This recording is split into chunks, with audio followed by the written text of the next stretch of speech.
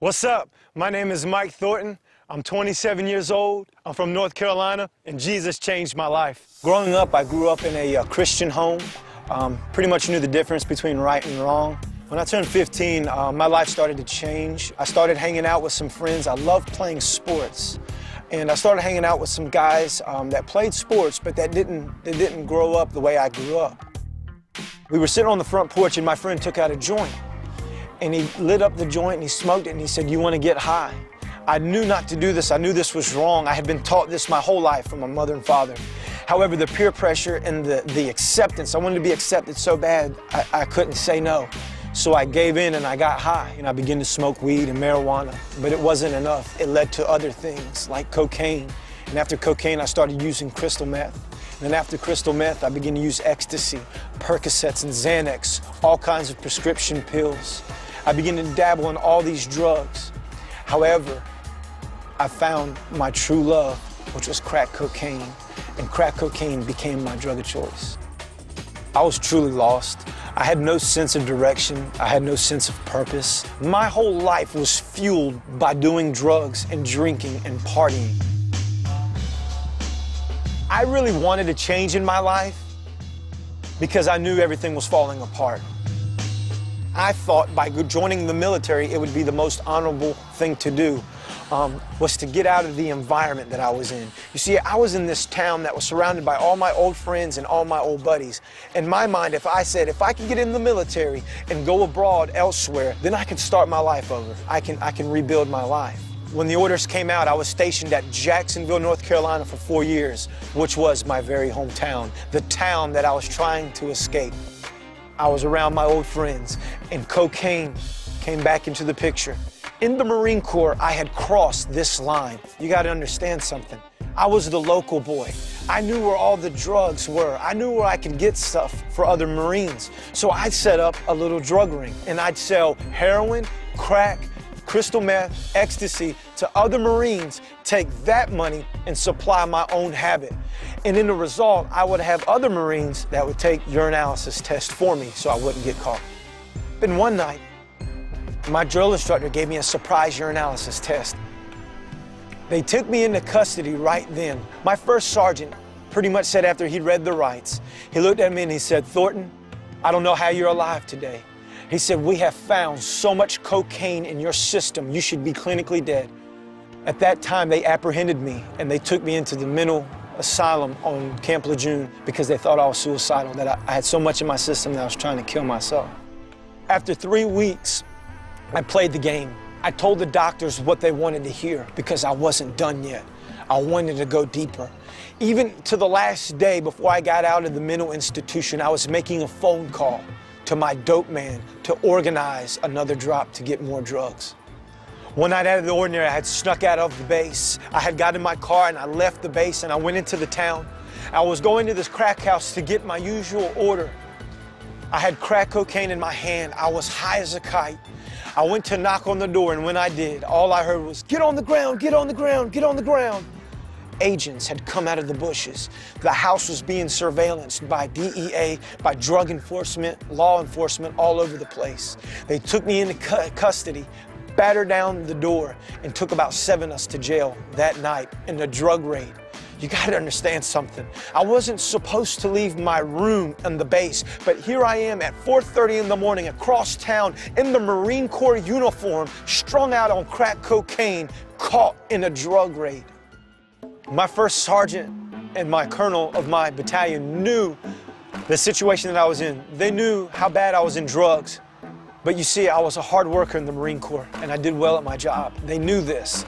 So they wanted to work a deal out with me. So they visited me in the prison, and they said, "We'll get you out, and we'll wash our hands away from you in the Marine Corps. We'll give you an other than honorable discharge, and we'll release you from this prison, and we're gonna kick you out of the military." At this point in my life, I became pretty much homeless. I was addicted to crack, so naturally I went into crack houses, and I got hooked up with the drug dealers. And I went through cars, I went through bonds, I went through tools, I went through jewelry, my mom and dad's. I sold everything, I pawned everything. I became so bad and so wrapped up in drug addiction that I reached a point in my life where I had to sell myself. I became a prostitute on the streets.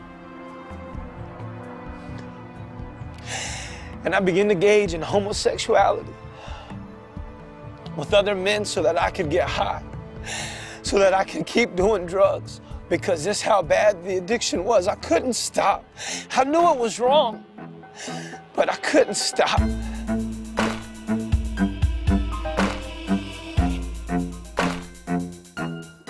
This went on. I said, I gotta get out of this life. I was staying with a drug dealer at this time. And I said, if I could rob him, if I can take his money and his drugs, then maybe I can get out of town and I can start over. So one night I waited for him to fall asleep. He fell asleep, I robbed him, and I left. As I was leaving the town, I made a stop somewhere and pulled over, and what I didn't know is this guy woke up and he found me. He looked at me and said, you got 1 hour to give me $400, the money that I robbed, or that I was gonna die. I was gonna be murdered. At this time, I didn't know who to call.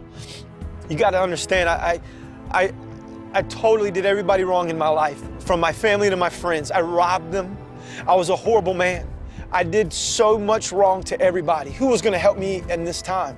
That night he called and he said that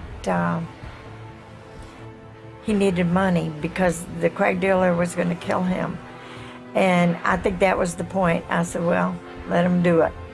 Let him kill you, son. And I hung up. Not thinking that that was really the truth. I just thought he was telling me that. But then he called again right after that, and I said, here's, Richard, please pick up this phone. I told him, I said, Mike, you know, there's got to be a change. There's got to be a change here. And if you'll agree to go get help, we're going to go get you help, and I'll pay the drug dealer off. Tell him not to kill you. If you promise me that you'll go with me to get help. And I brought him here to the Potter's Wheel. The first Sunday at Potter's Wheel, I was walking up the path, and I was on the way to church. No one was around me at this time, and the birds were out, and the sky was blue, and it was a beautiful day. And as I began to walk to this church, something began to happen on the inside of me. I began to remember all the things that I did in my life. I began to remember all the sin, all the guilt, all the shame, all the things that I had been carrying for so long. They weighed down on me like a ton of bricks. I remember getting to the point where I couldn't even breathe, and I just began to cry, tear after tear after tear.